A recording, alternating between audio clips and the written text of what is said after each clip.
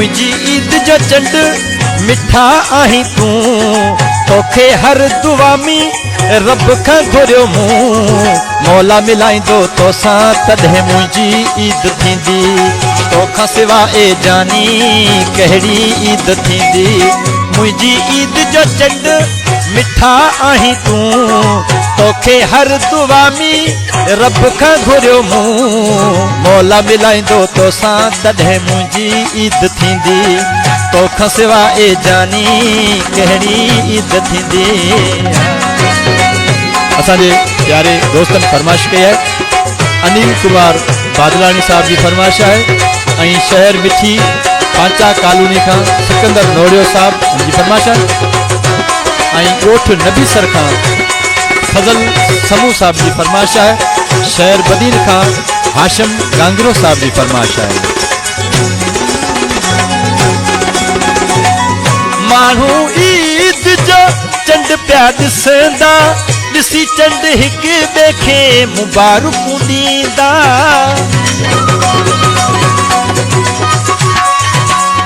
मानू ईद जो चंड प्या दिसंदा दिसी चंड हिक देखे मुबारकूं दींदा मुंहिंजी ईद ए जानी तोखे ॾिसण सां थींदी मुंहिंजी ईद ए जानी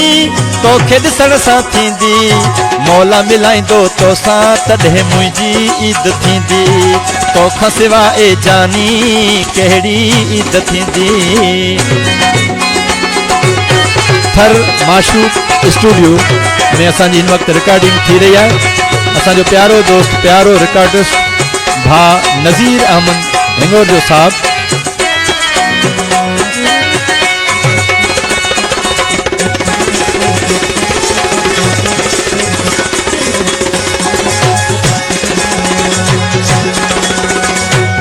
मात मिठा बस तो लसका थो दिल के दिलासा यार दिया थो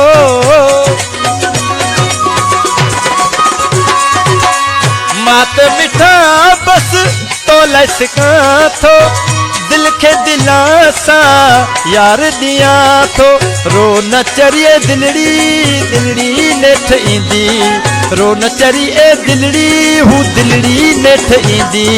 मौला मिलाईंदो तोसां तॾहिं मुंहिंजी ईद थींदी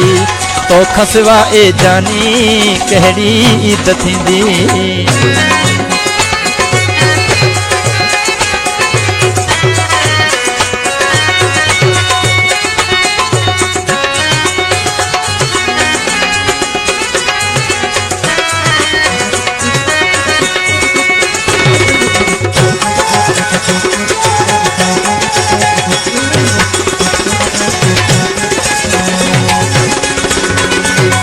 एडी पिलाई हाणे हली आ अकबर खे सिक ॾाढी लगी आ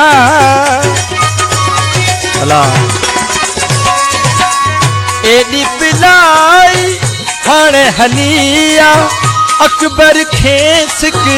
ॾाढी लगी आ तुंहिंजे मिलंदे जानी मुंहिंजी हर ॾींहुं ईद थींदी